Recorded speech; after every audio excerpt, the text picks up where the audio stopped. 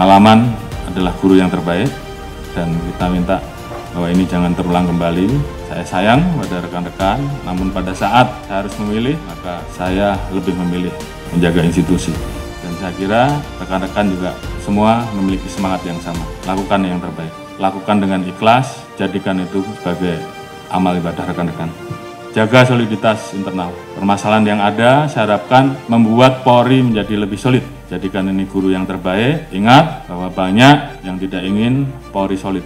Jadi saya minta justru dengan permasalahan ini, bagaimana kemudian kita menangani dengan baik dan meningkatkan soliditas internal. Saya Prabu pada pimpinan tertinggi kita sehingga kita betul-betul bisa mengawal seluruh kebijakan pemerintah dan arahan Presiden terhadap kita.